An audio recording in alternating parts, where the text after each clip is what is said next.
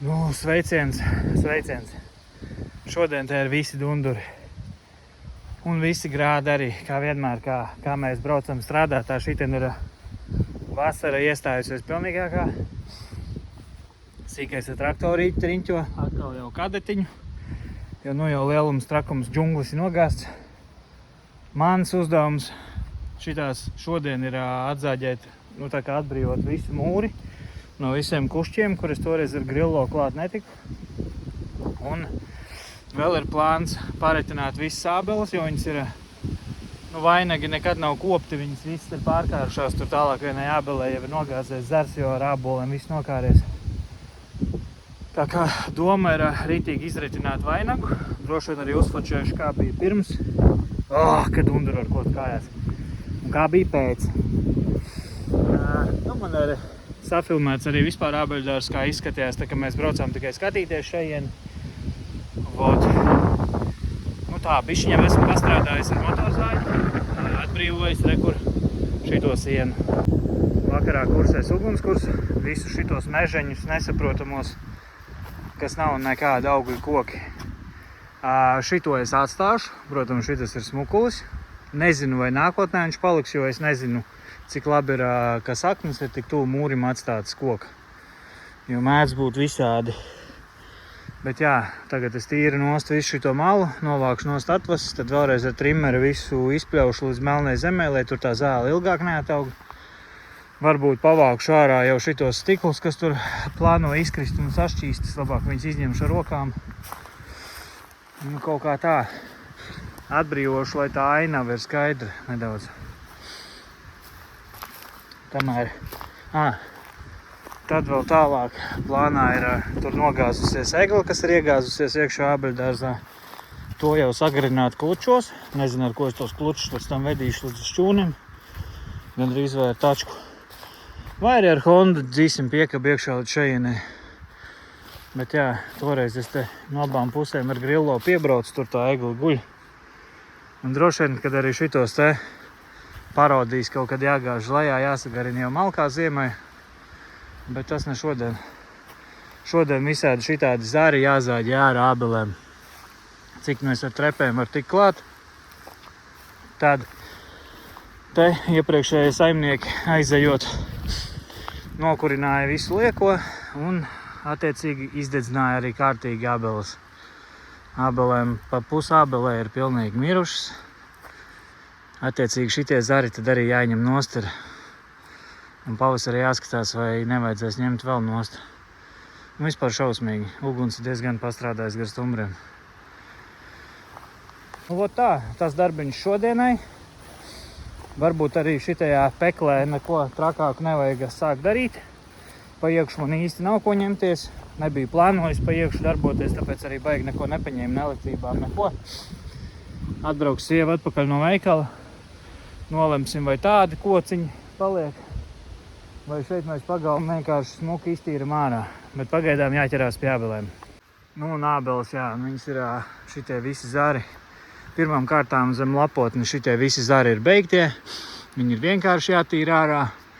Un tad skatīsies, kurus no lielajiem zariem arī paretināt ārā, lai ābelē paliek vieglāk, lai saule visur tiek klāt. Un droši vien arī raža būs kvalitatīvāka. Šobrīd šajā ābelē vispār pa dažam ābolītiem redz. Un te tas pats stāsts, šitas vispār, šitie visi tie ir stresa, kā viņi sauc, sulas zari. Tas viss no stumbriem jāvāc nost. Šitai ābelē ir otrā dzīvība izaugusi uz vecā stumbra. Šito ir jāiekopī vairāk. Veco stumbru attiecīgi jāskatās, ko ar viņu darīt. Tur var redzēt, tur ir jāizvāc ārā vispirms viss, kas ir beigts. Un tad skatīsimies, kas jāatstāja. Pat blakus ābelē zari apdeguši. Tā, nekas jau te savādāks pa visurien nav. Te ir kaut kas jāsakārto bišķiņ, vai ķirsis kāds jāizņem ārā no vidus vai kas. Bet šitas man galīgi nepatīk, ka ķirsis tur kopā ar ābolēm ir saudzis. Kaut kā tīzli nekārtīgi izskatās. Kaut ko droši vien paretināsim. Un sieva vēl grib ķiršu salasīt. Tā kā jā, nojaušu, ka tā ir bumbiera. Bet arī tur būs jāritina. Bet sāksim ar pašu smukāko, sāksim ar aleju.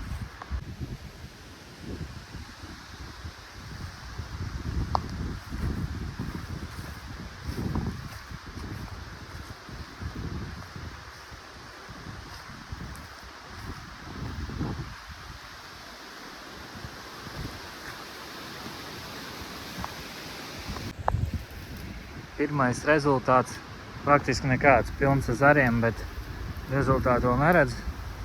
Zato šitas husis jautājums neuzdod. Kā iespiedas sliedi, tā pārrauj ķēdi. Ka ķēdi karājās. Uzreiz uz sitienu sarauj ķēdi. Man baigi jāuzmanās. Un tad nākamā šitā ābele. Šitai laikam ņemsim galotnes nost, savādāk viņi nav kopjami normāli. Melnu muti šodien esam nomaukuši. Patiesībā ābeļu retināšana izvērtās pavisam savādāk nekā sākumā plānots. Jo es ar tām trepēm tur pa augšu ņēmos pa to vainagu un sapratu, ka tie sūdainie zari ir tik daudz, ka mēs izretinājām ritīgi krasi un dosim ābelēm iespēju sadzīt sulas zarus nākamgad. Un no sulas zariem mēs izvēlēsimies tad tos, kuriem mēs ļausim atkal augt kaut kā zemajā vainagā un kurus mēs iekopsim. Tikām galā tikai ar 1, 2, 3, 4 ābelēm, 5. noņēma apdegušos zarus un izskatās tas apmēram šitā. Zaru čupas puspļava. Ir kūpināšanai malki, vēl viena zaru čupa, vēl viena zaru čupa un tur vēl zaru čupa. Jā, viņas pašlaik izskatās ritīgi traki, bet tā ideja ir tāda, ka procentuāli mēs noņēmām visu augšējās galotnes, kuras ir ļoti grūti kopt un tā atstājām pietiekami daudz lapu zarus, lai saule vēl joprojām vecās. Cik vecās, viņas nav tik vecas ābeles. Lai viņas vēl joprojām dabūna sauli, kaut kāda ābolu raža arī mums būs. Bet pagaidām mēs viņus tā diezgan drastiski izretinājām. Šīm ābelēm, kurām galotnes bija vienīgā lapotne un ļoti augstu, mēs atstājām pašu augšu, bet tāpat arī novācu visus apakšējos zarus un tagad no sulas zariem es saku, mēs izvēlēsimies, kurus atstāt. Dosim viņām vēl iespēju. Tā nabadzīta ritīgi apdegušā, bet iztīrot visus apdegušos zarus, reku viņai vēl lapotne bija palikusi, tā kā skatīšos, ja viņa šeit sāks dzīt nākamgad sulas zarus, tad mēs iekopsim sulas zarus, lai ir jauni uz turieni un ar laiku samazināsim, uztaisīsim zemākus vainagus. No šitās viss atkal paliek uz nākamo reizi. Nav nemaz tik viegli. Tas, ka būs ātri, bet ātri tikai truši. Tā kā vajag izdarīt kārtīgi. Un, es saku, izskatās traki. Bet tad, kad viņi saņemsies pavasarī ar jaunām lapotnēm, būs baigi smuki. Ko, jauna diena brīnumos. Šī dienā, pareizāk sakot, atbraucām jau vakardien, bišķiņ tagad savādākā formātā. Sagādājām leduskapi, lai varētu normālu pārtiku tā kā arī glabāt, lai var normālas pusdienas, ēdienreizes ēst. Tagad sagādājām leduskapi, atbraucām jau piekdienas vakarā. Jau vakardien sāku iekurināt ugunskuru, jo ar zaru čupām nav ātri. Zari slapi izmirkuši, sakrāvu malkas ugunskuru un tad lēnām mēģinu dabūt to ogļu čupu, lai tā aktīvi tos zarus var dedzināt. Satikām stirnu vakardien ābeļdārzā, gulēt ejot diezgan baisi. Tā ābeļdārzā tumsā spīd divas acis, izrādījās stirniņi. Un tā, šīs dienas plāni ir lieli. Plāns ir pirmām kārtām maksimāli nodedzināt zaru čupas. Tad ir plāns retināt šitās ābeles ārā, turpināt ar ābelēm. Plāns ir mūriem novākt augšu. Un atsevišķi tā kā video sērija visticamāk būs ārpus ābeļdārza tēmas. Un šīm lietām būs metāla detektoru tēma. Paņēmu no Čoma Garetu metāla detektoru. Man pašam no seniem laikiem pinpointers jau ir. Bija arī agrāk GT 500 Garets. Pašam, viņš pie Bračkas tagad ir. Tā kā paņēma no Čoma, jo bija tuvāk, arī baigi labais Garets, jau jaunais digitālais. Un tad pastaigāšu pa savu īpašumu, paskatīšos, kādas vēstures lietas te var atrast. Kas zina, varbūt kādu dārgo monētu dabūšu vai ko. Bet tas droši vien būs atsevišķs video. Pagaidām zari. Un tad pāris visādas lietas. Varbūt šķūnim šitie šīferi visi jāsakārto, jāsastumj atpakaļ augšā, ko var sastumt, lai tas nemirkst viss. Kādu skrūvu jāieskrūvē. Gan jau līdz cesiem vajadzēs aizšaut pēc šīferu skrūvēm. Nu, vot, kaut kā tā. Lauku sētā darba daudz, jāmočī tikai. Baigi gribēju dienas gaismā parādīt progresu visam, bet dienas gaismā nekādīgi nesanāca, tāpēc, ka tad, kad mēs bijām ritīgi ieskrējušies ar ābeļu formēšanu, ieveidošanu, tad ciemos atbrauc mamma mana ar māsu pārsteigumu vizītē. Viņas arī te vēl nebija bijušas. Nu, tad mēs kopā aizbraucām Gailenēs, tepatās pilnīgi nezinot nekādus mežus aizbliezām, tepat 4 km tālāk uz mežu, pielasījām pilnus grozus, tā ka Gaileņus šogad netrūkst. Un tik skaists, tāds uzreiz aug tādām plantācijām mazām. Vēl viena lauku burvība, tepatās paņem, hops, aizbrauc un pilns gros ar Gailenēm. Un, protams, pēc tam mēs aizbraucām ciemos pie sievas vecstāva brāļa. Paciemoties, pēc tam mums vajadzēja aizbraukt uz cēsīm līdz veikalam. Nu, un tā mēs te tik cik sanāca tagad vakarā. Ātri uzstrādāja uguns, kurš gandrīz nodzis, bet nekas, viņš iekurēsies, tur ir ogļu čupa ritīgi. Jā, starp citu, visas lielās kaudzes, viss, kas bija no iepriekšējās reizes nodedzināts, plusā vēl nodedzināts arī šodien sastrādātais. Re, kur izskatās šitā. Es jau nezinu, cik tagad krēslā te var saprast, bet no ābeļdārs ir tāds gaisīgs, pilns ar gaismu. Protams, ābeles izskatās, ka viņām būtu izmesies cauri kaut kāds kukuružņiks krītot. Bet nekādīgi savādāk jau nevar. Es domāju, ka tad, kad viņas sadzīstos, sieva teica nevis sulas zarus, bet ūdens zarus.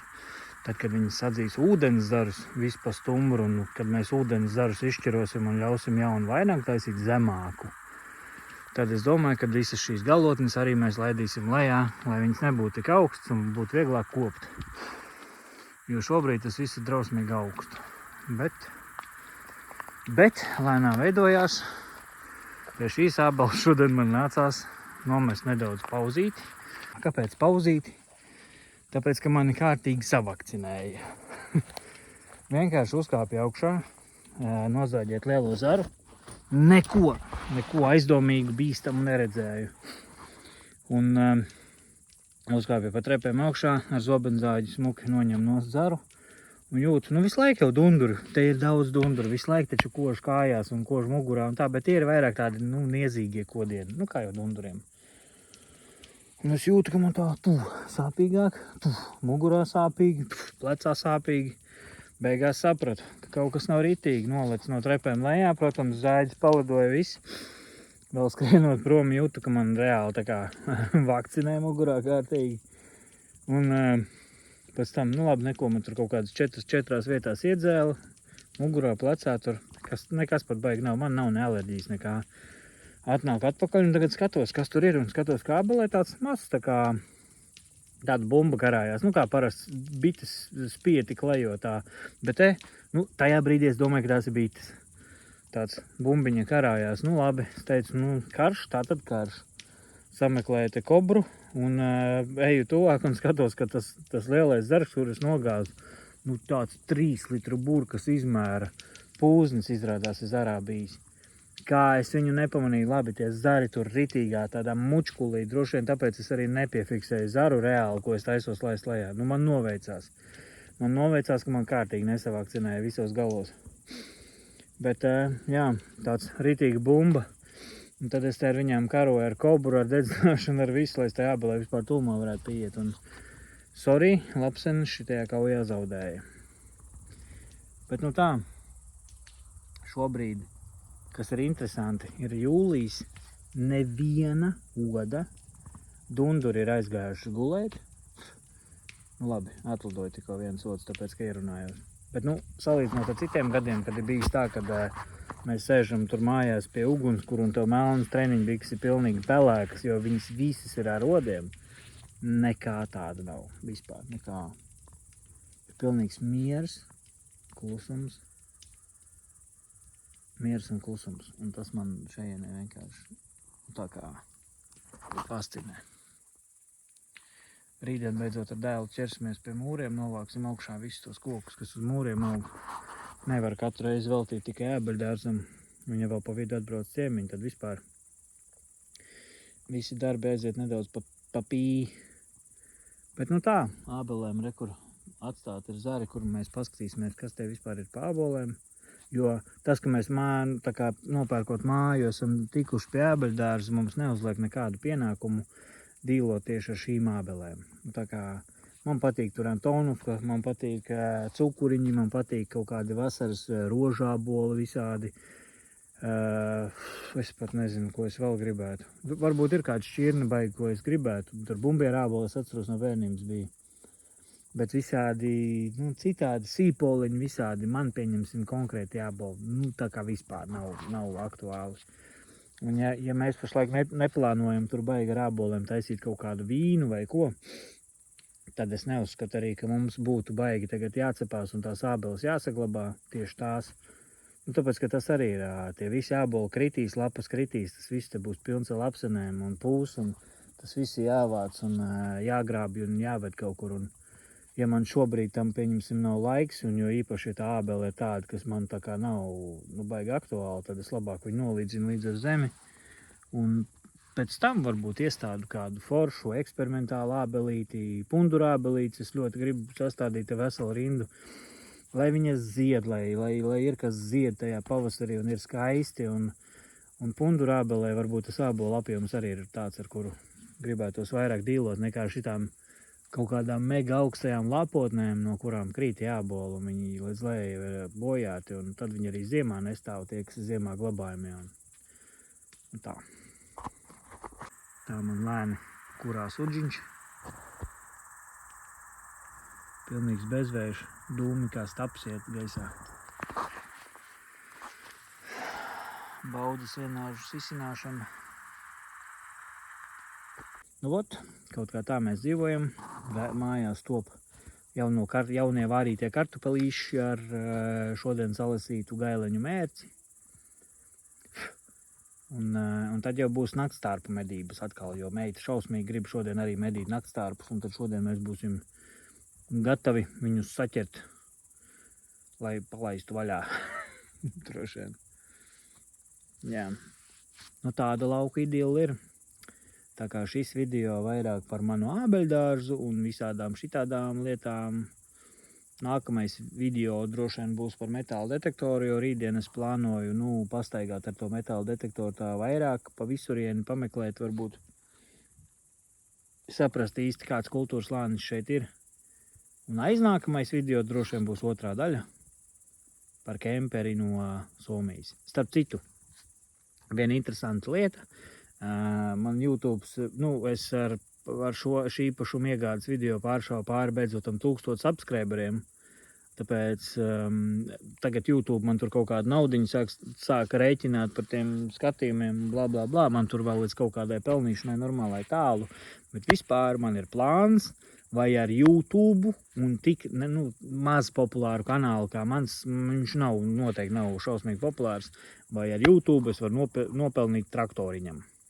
Man vajag mini traktoriņu, es paskatījos cenas, viņas apmēram 7,5 tūkstošiem maksā mini traktoriņš. Ar minimālo, ko es vēlos, tas ir mulčeris un kaut kādu frontālo, lai varētu tos akmeņus te novākt malā, visus, kas man te traucē pļaumašīnām. Un tad kaut kad piepirkt klāt rotējošo pļaumašīnu.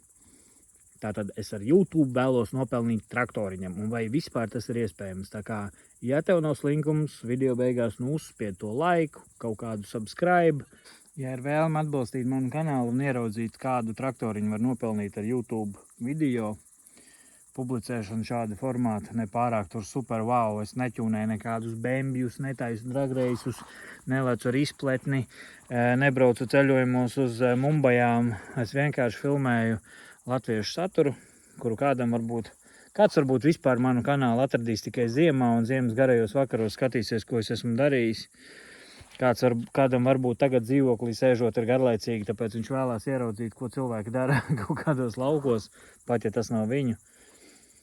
Tā kā jā, ja ar šādu formātu var nopelnīt traktoru, tad es jums to parādīšu. Ja nē, tad nāksies droši vien tāpatās kaut kur sazīmēt naudiņu, jo traktoru vajag. Pirmo reizi es izpļāvu ar to grillo trako pļāvēju, bet nu tagad būs laiks droši vien pirmo reizi ar kaut kādu rotējošo pļaumašīnu ņemt to lielumu un ar trimmeri jau tīrīt krūmus ārā. Kaut kā tā. Tā kā paldies, ka skatāties manu kanālu, uzspiediet to laiku podziņu un tiekās citos video. 3 pēcpusdienas pavadīts abeļdārzā, kopumā man šķiet, ka 3, varbūt 4.